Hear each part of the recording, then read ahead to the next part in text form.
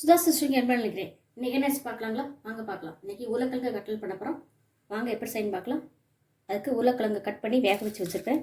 இதனால் கையால் மசிச்சுக்கலாம்.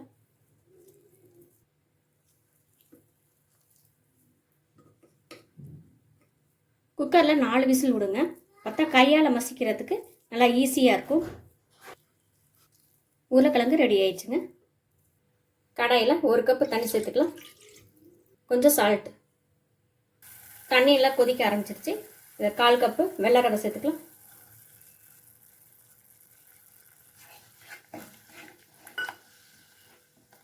கட்டி இல்லாமல் நல்லா கலந்துக்கலாம்.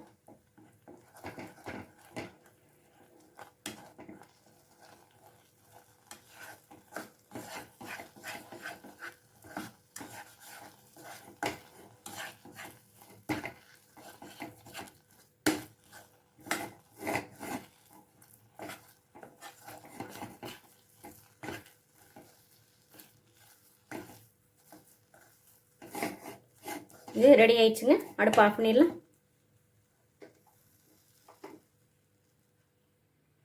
வெள்ளை ரவையை உருளைக்கிழங்கு சேர்த்துக்கலாம். ரவை வந்து சூடாக இருக்குது, ஆறட்டும். இதுக்கு தேவையான சால்ட்டு, 1/2 ஸ்பூன் மல்லித்தூள், தனி மிளகாத்தூள் கொஞ்சம், உங்கள் காரத்துக்கு ஏற்ற மாதிரி நீங்கள் சேர்த்துக்கலாம். கரம் மசாலா 1/2 ஸ்பூன், மேலே கொஞ்சம் ஆயில் சேர்த்துக்கலாம். எல்லாத்தையும் நல்லா பிசைஞ்சிக்கலாம்.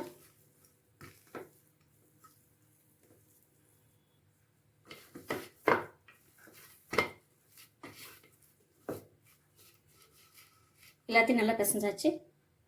ஒரு கடாயில் ஆயில் சேர்த்துக்கலாம்.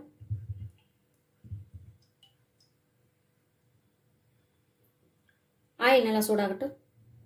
ஒரு பவுலில் மைதா எடுத்துக்கலாம். கொஞ்சம் தண்ணி சேர்த்துக்கலாம்.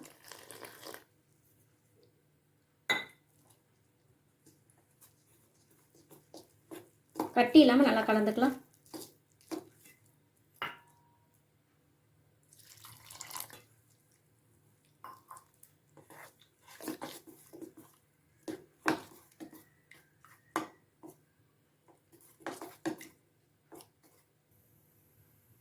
இதுக்கு மேலே தண்ணி சேர்க்க வேணாம்.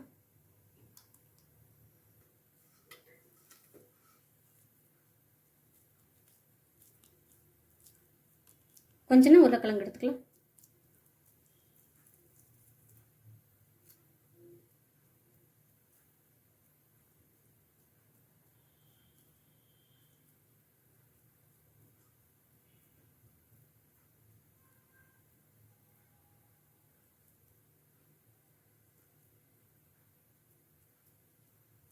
இந்த ஷேப் ரெடி பண்ணிக்கலாம்.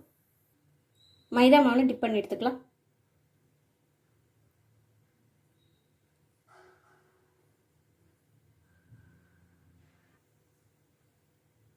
இங்கே பிரெட் க்ரம்ஸ் வந்து ரெடி பண்ணி வச்சுருக்கேன். அதில் போட்டு எடுத்துக்கலாம்.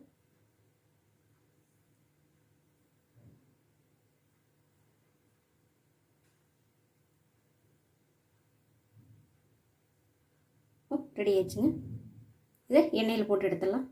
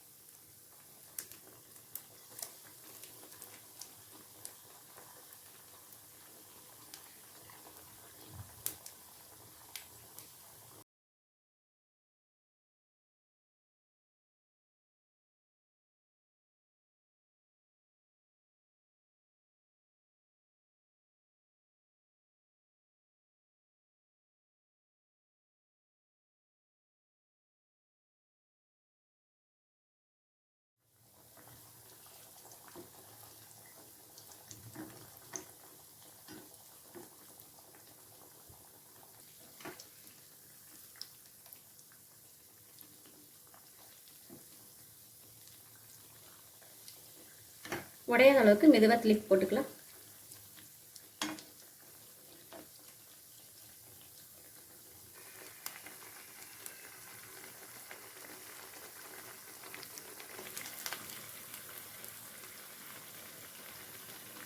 கட்லட் ரெடி ஆயிடுச்சுங்க, எடுத்துடலாம். உருளைக்கிழங்கு கட்லட் ரெடி ஆயிடுச்சுங்க. செம்ம டேஸ்ட்டாக இருக்கும்.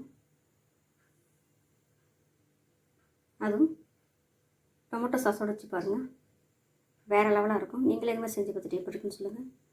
சுதா சஜ்ஜோக்கி சமையல் பார்த்ததுக்கு ரொம்ப நன்றிங்க.